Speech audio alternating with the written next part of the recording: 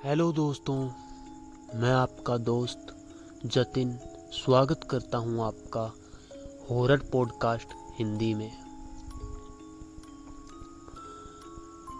आपके लिए मैं हमेशा अच्छी और डरावनी खौफनाक घटनाएं लेकर आता हूं जो कि सब्सक्राइबर्स और अपने दोस्त अपनों को शेयर करते हैं। आज जो कहानी है वो रमन नाम के एक दोस्त ने हमें शेयर की है। रमन कहते हैं, जतिन जी, मैं आपकी कहानियाँ हर रात को सुनता हूँ। आपकी कहानियाँ मुझे बहुत अच्छी लगती है और इन्हीं के साथ आज मैं आपको एक कहानी शेयर कर रहा हूँ जो कि अपनी ऑडियंस और यूट्यूब फैमिली सुनेगी तो उनके पैरों तले ज़मीन खिसक जाएगी। ये कहानी रमन बताते हुए कहते हैं, मैं एक टैक्सी ड्राइवर हूँ और काफ़ी इधर उधर मेरा आना जाना रहता है। अक्सर मेरे रूट रात को ज़्यादा लगते हैं क्योंकि मैं लॉन्ग राइड पर लोगों को ज़्यादा लेकर जाता हूँ। मेरे रूट ज़्यादा महाराष्ट्र से कोलकाता और कोलकाता से हिमाचल इस साइड ज़्यादा रूट लगते हैं क्योंकि मैं टूरिस्ट को इधर उधर ज़्यादा लेकर जाता हूँ। ये कहानी रमन की अपने मेरे पॉइंट ऑफ व्यू से सुनेंगे जो कि आपको बहुत हैरान कर देगी। ये कहानी वाकई में मैंने सुनी थी तो बहुत ज़्यादा डर लगा था और उम्मीद है आपको भी लगेगा। फ़ोन को साइड में रख के आवाज़ फुल करके और कहानी का आनंद लीजिए। मैं पेशे से टैक्सी ड्राइवर हूँ और मेरे रूट ज़्यादा बार लगते हैं क्योंकि मैं टूरिस्ट को घुमाने का काम करता हूँ। मुझे तकरीबन 5 साल हो चुके हैं और कभी भी मेरे साथ कोई ऐसा हादसा नहीं हुआ जो बताने लायक हो। एक हादसा जो मेरे साथ हुआ था उसके बाद मैंने टैक्सी चलाना ही छोड़ दिया था। बात तकरीबन 6 महीने पहले की है। मैं हर रोज़ की तरह रात को एक टूरिस्ट आए हुए थे, उनको लेके मुझे हिमाचल की ओर जाना था। टूरिस्ट ऑनलाइन बुकिंग कर देते हैं और मेरे नंबर वहाँ शेयर हो जाते हैं। उनका फ़ोन आता है और वह मुझसे बात करते हैं। वह कहते हैं, हमें हिमाचल जाना है घूमते हुए और स्टे करते हुए। मैंने कहा, कितने दिन का टूर है? तो उन्होंने कहा, बहुत लंबा। ये सुन के मुझे थोड़ा आश्चर्य हुआ क्योंकि आज से पहले यह किसी ने नहीं कहा था। मैंने उन्हों को कहा, बहुत लंबा कितना? हफ्ते का, महीने का या कितना? फिर उन्होंने कहा, 1 हफ्ते का टूर है। मैंने कहा, ठीक है। तकरीबन रात के 8:30-9 बज चुके थे और मेरी लोकेशन से उनकी लोकेशन 2 घंटे की दूरी पर थी। मैं फ़ोन कट करता हूँ और जीपीएस में उनकी ट्रैकिंग लगाकर गाड़ी स्टार्ट करता हूँ।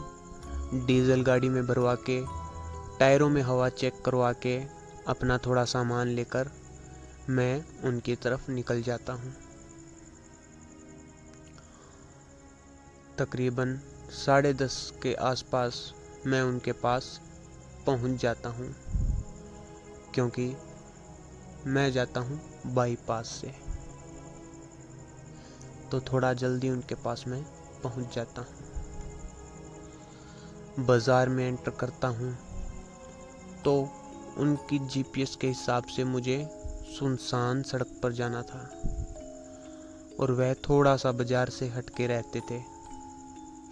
उनकी गली में पहुंचता हूं तो देखता हूं एकदम सुनसान गली थी। आसपास के सभी घर एकदम खंडर थे। ये देखकर मुझे थोड़ा आश्चर्य होता है, भला यहाँ पे टूरिस्ट क्यों रुके होंगे। फिर भी मैं हिम्मत करके वहाँ जहाँ पर उनकी लोकेशन थी वहाँ पर जाकर रुक जाता हूँ और उनको कॉल करता हूँ। कॉल करते ही वह आगे से कहते हैं, आ गए क्या? मैंने कहा हाँ।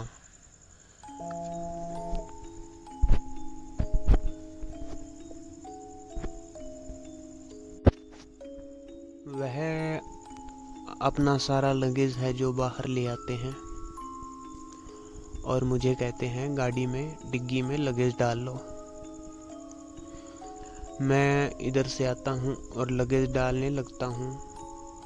पता नहीं उन बैग्स में क्या था, बहुत ज़्यादा भारी थे।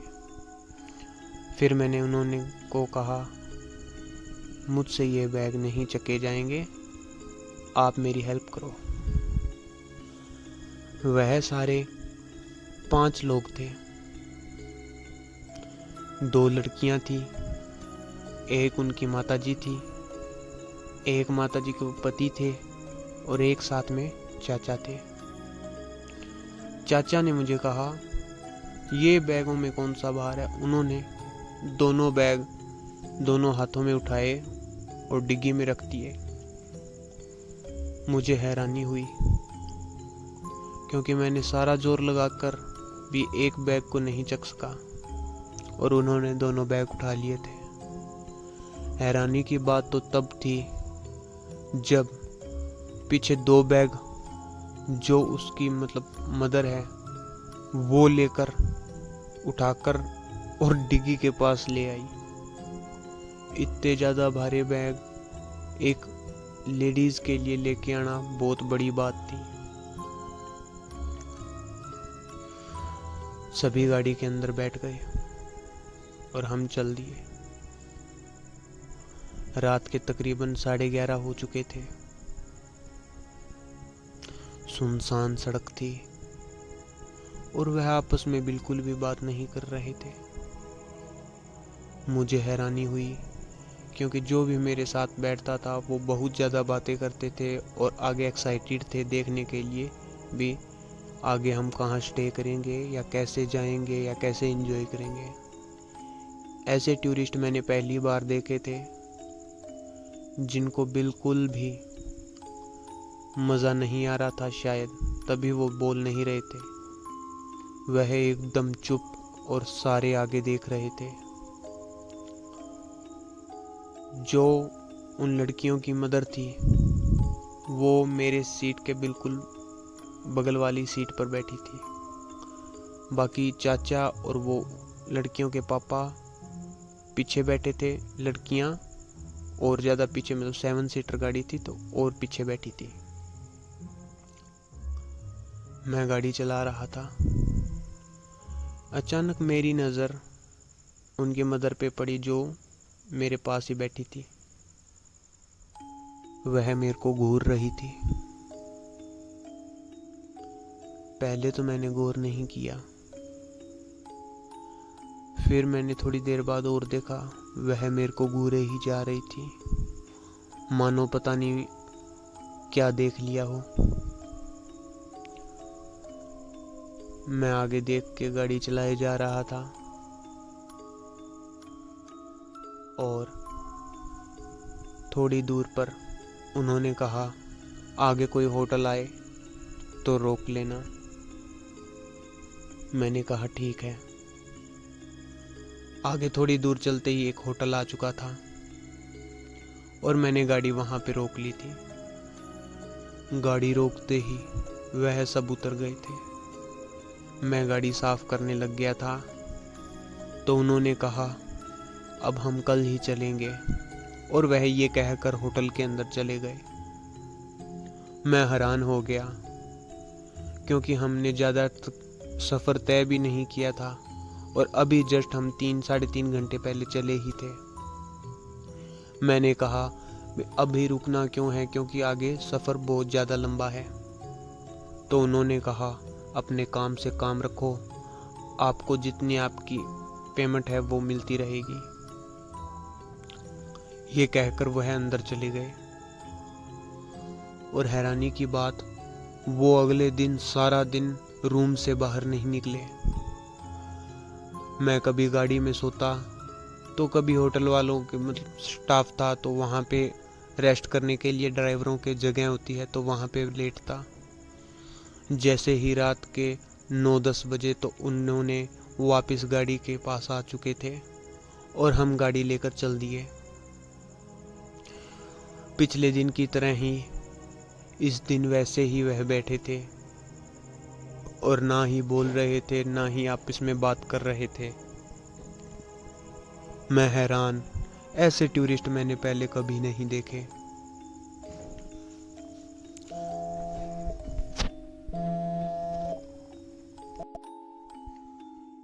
बिना कुछ बोले, बिना कुछ बात किए सफ़र कटना भी मुश्किल हो जाता है। उनकी खामोशी मुझे डरा रही थी। मैं थोड़ा डरने भी लगा था क्योंकि वह सुबह बाहर नहीं आते थे और वह बिल्कुल बात नहीं करते थे, तो ना चाहते हुए भी शक हो ही जाता है।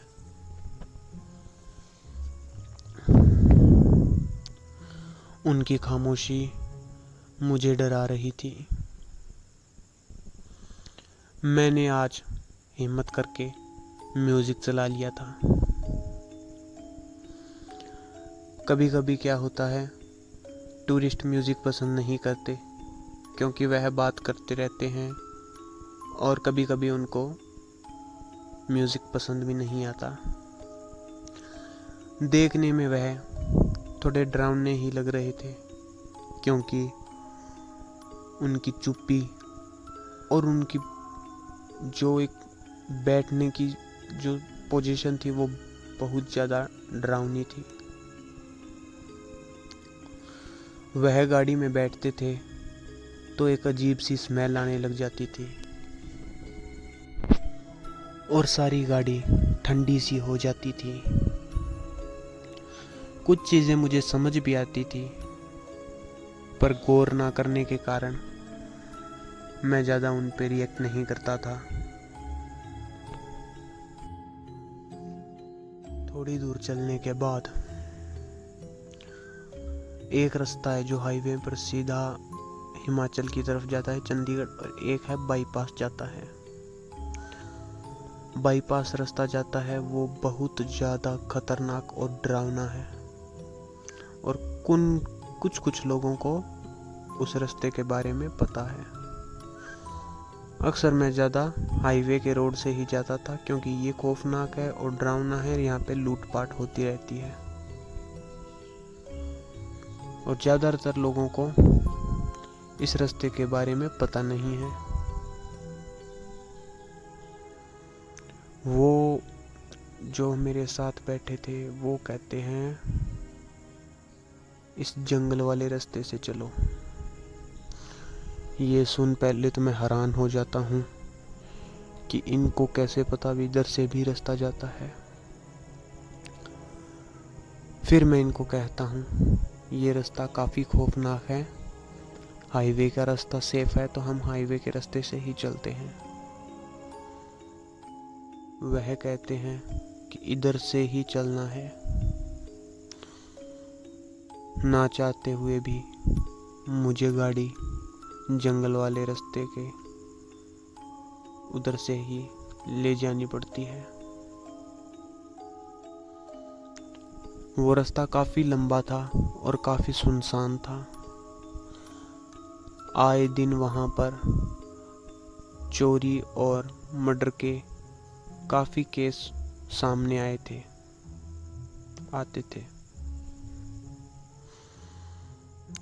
उस रास्ते की ओर मैं मोड़ लेता हूँ गाड़ी को और गाड़ी चलाने लग जाता हूँ।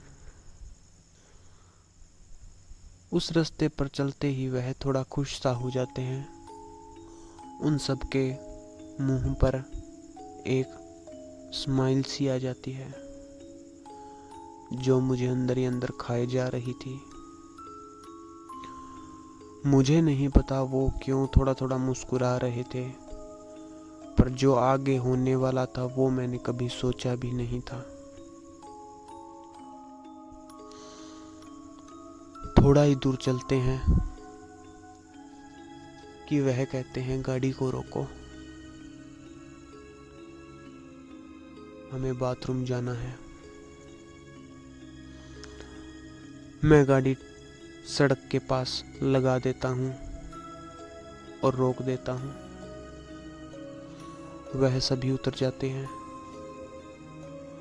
और वहाँ सुनसान सी जगह पर बाथरूम करने के लिए चले जाते हैं।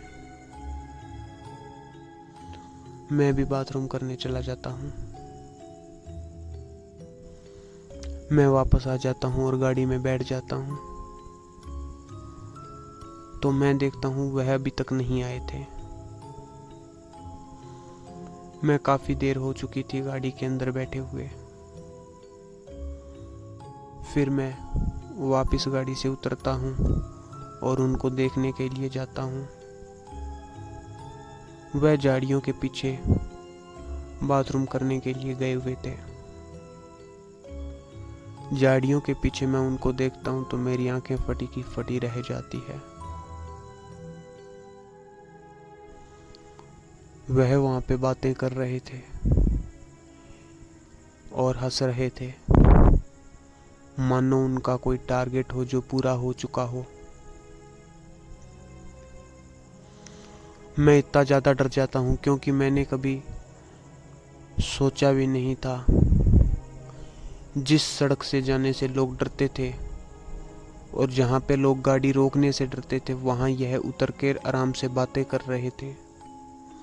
और इनको पता भी था कि यह सड़क खतरे से खाली नहीं।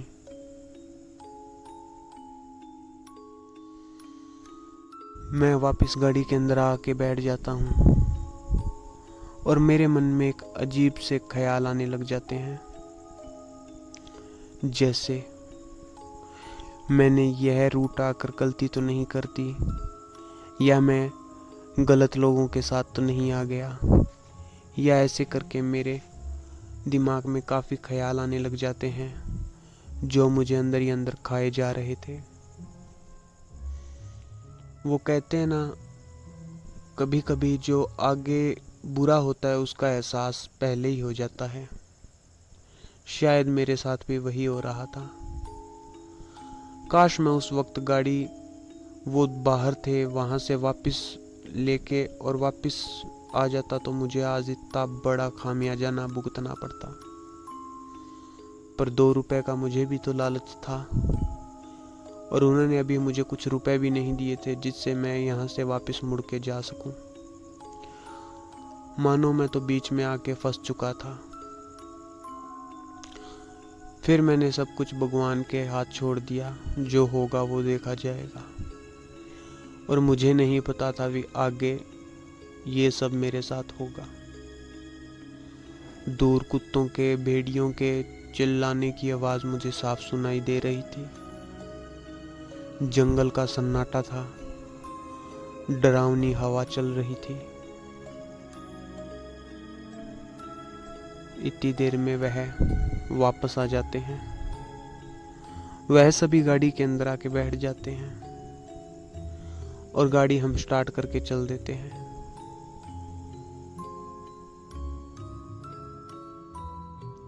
मेरा म्यूजिक धीरे धीरे चल रहा था और वह सभी गाड़ी के अंदर चुप बैठे थे। मुझे समझ नहीं आ रहा था कि बाहर तो वह इतनी बातें करते हैं और गाड़ी के अंदर वह इतने चुप हो जाते हैं क्यों। कई सवाल मेरे अंदर थे पर जवाब कुछ नहीं था। मैं एक ड्राइवर की तरह अपनी गाड़ी चलाई जा रहा था।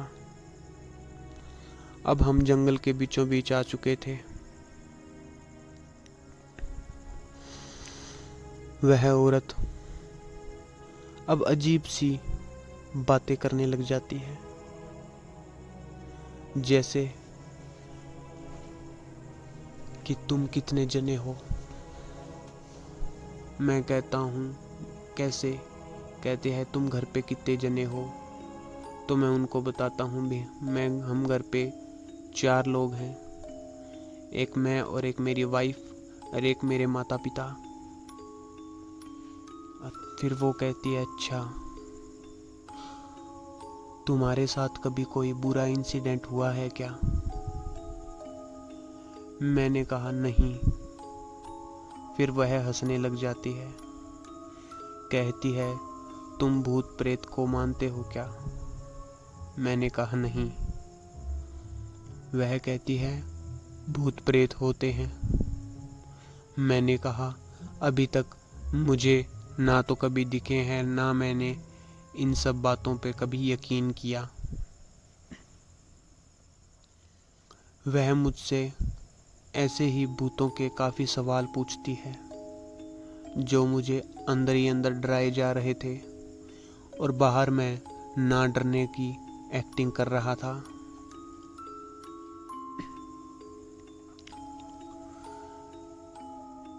रास्ते पर गाड़ी चलती जा रही थी। सुनसान सड़क थी और उनके अजीब से बर्ताव ने मेरी तो मानो हवा ही टाइट कर रखी हो।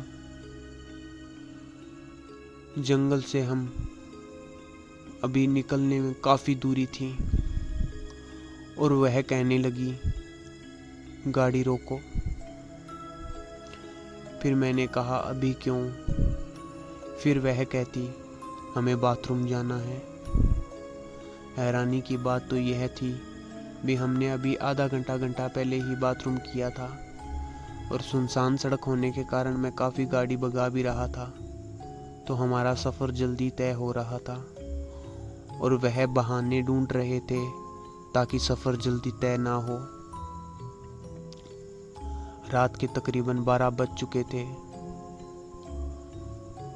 और ये जो इनका बर्ताव था अब मेरी सहन से बाहर हो चुका था। मुझे अंदर ही अंदर डर और गुस्सा दोनों ही आने लगे थे। मैंने गाड़ी साइड में लगाई और वह सभी उतर गए और पहले की तरह ही वह सुनसान सी जगह जाकर बातें करने लग गए।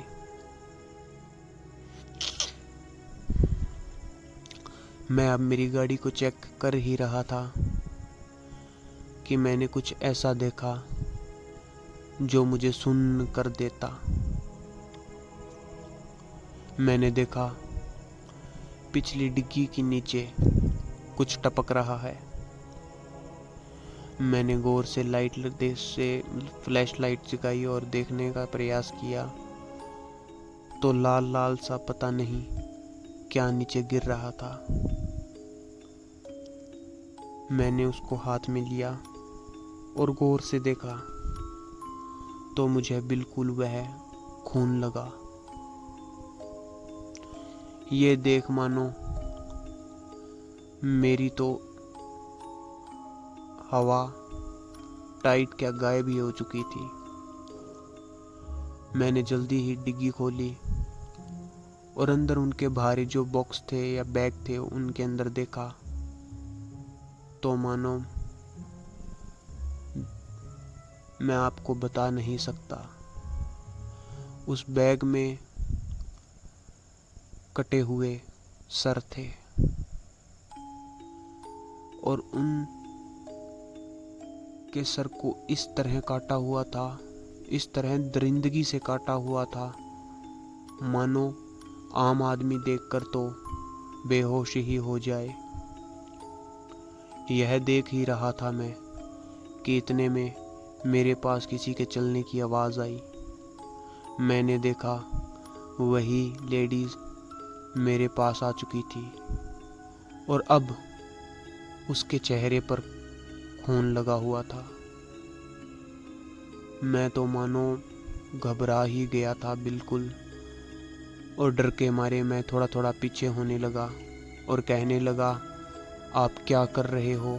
आपने खून किया है, आपके बैग में ये क्या है? ये लाशें हैं। तो ऐसे करके मैंने 3-4 उनसे सवाल किए और उसने मुझे कोई जवाब नहीं दिया।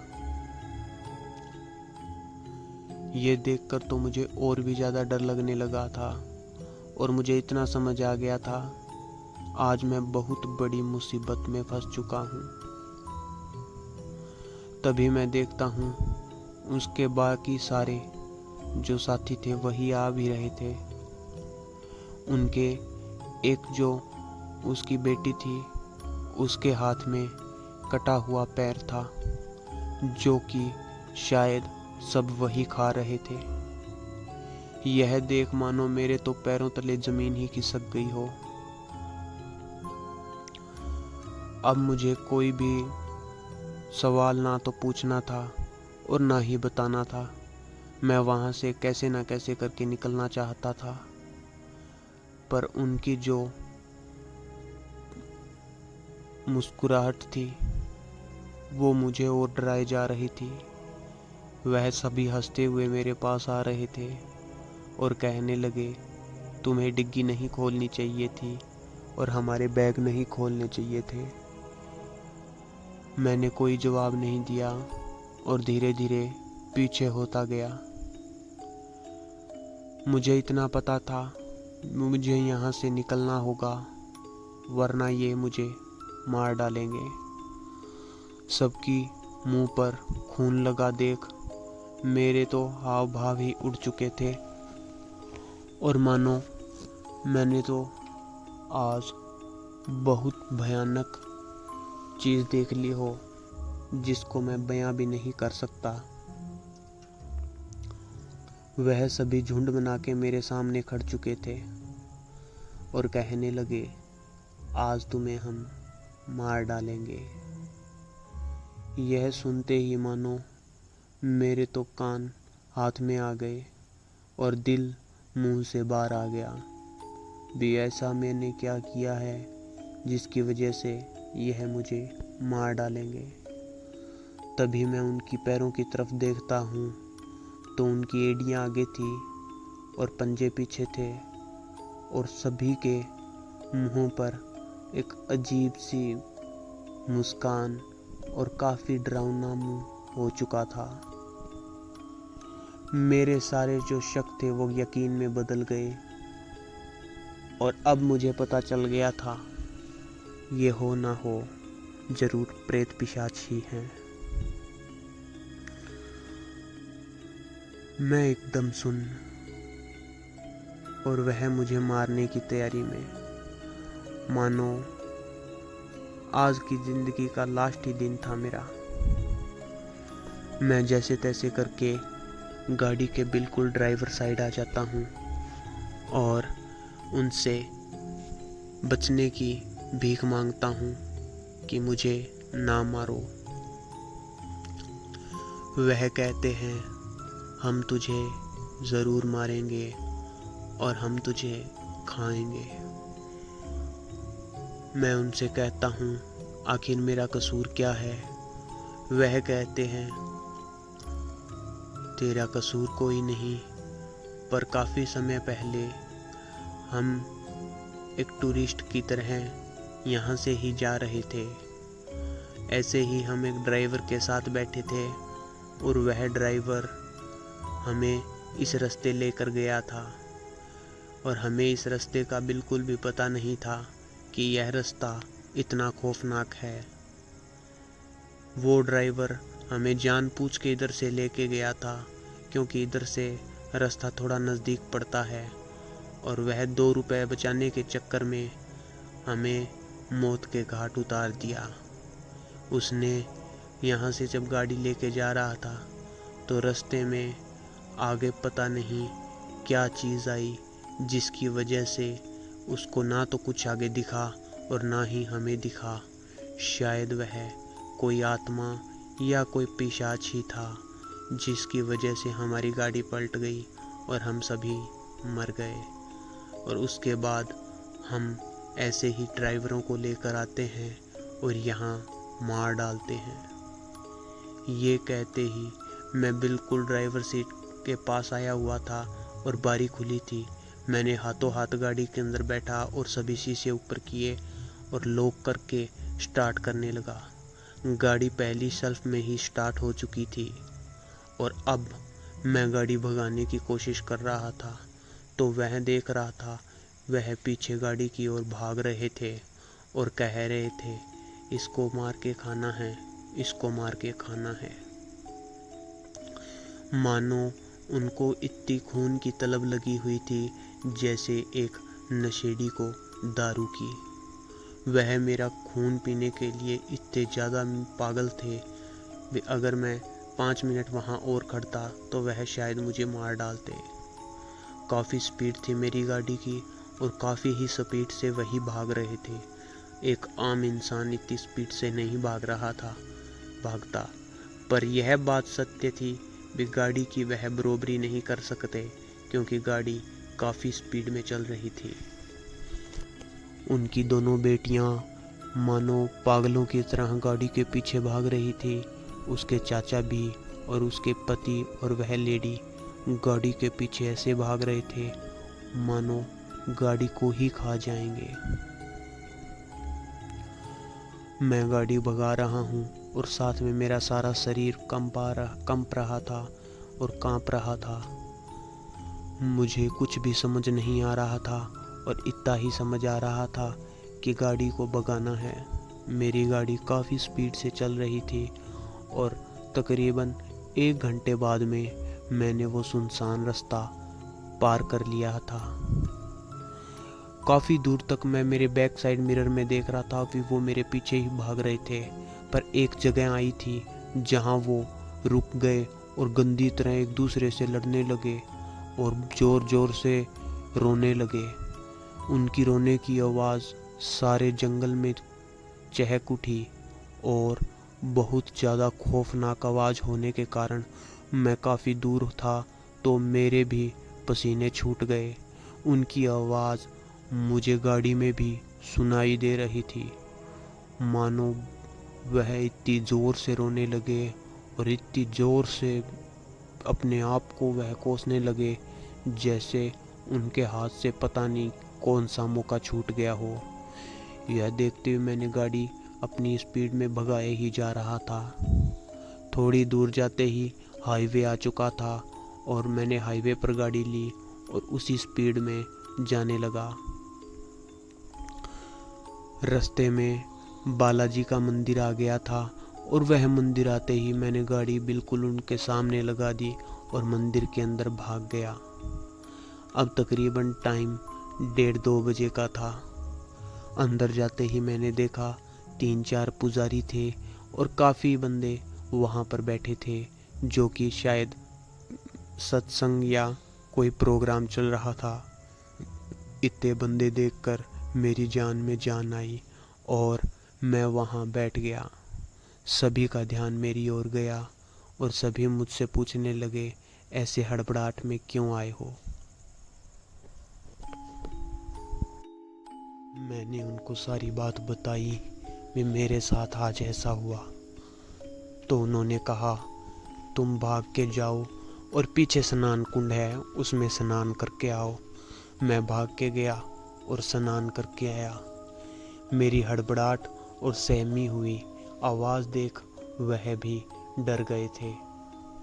मैं भाग के स्नान करके आते ही अंदर बैठ गया तो उन्होंने एक छोटा सा यज्ञ किया और कहा, अब तुम मत डरो। उन्होंने मेरे हाथ पे एक ताबीज़ बांध दिया था। तभी मुझे याद आया, गाड़ी में उनके बैग थे जिसके अंदर सर थे। मैं उनके सभी को लेकर गया और वह सर दिखाने के लिए गाड़ी की डिग्गी खोली तो मुझे देखकर इतनी हैरानी हुई कि पीछे कोई भी सर नहीं था। ये देख मुझे इतना आश्चर्य हुआ क्योंकि ऐसा क्या हुआ था जिसकी वजह से वो सारे सर गायब हो चुके थे। एक हैरानी की बात यह थी कि सभी सर गायब होने की वजह से कुछ नहीं, वहाँ पर कुछ बाल और थोड़ा सा खून था जो मैंने उनको दिखाया, तो उन्होंने मेरी बात पर थोड़ा यकीन किया और मुझे अंदर ले गए। अगले दिन मैंने वो गाड़ी सेल कर दी और उसके बाद मैं कभी भी टैक्सी ड्राइवर और टैक्सी नहीं लेकर गया, ना ही मैं कभी टैक्सी चलाई। इसी के साथ मैं कहानी का एंड करता हूँ। तो आप बताना, रमन के साथ जो बात बीती थी, उसकी जो आप बीती थी, वो सुनकर आपको कैसा लगा। और अगर आपके साथ भी कोई इंसिडेंट हुआ है तो मुझे YouTube पर कमेंट कीजिए, मैं आपको मेरे WhatsApp नंबर दूंगा जिससे आप भी मुझे कहानी भेज सकते हैं। इसी के साथ मैं अलविदा लेता हूँ। जल्द मिलते हैं एक और नई कहानी के साथ। तब तक के लिए आप भी सतर्क रहिए और ध्यान रखिए।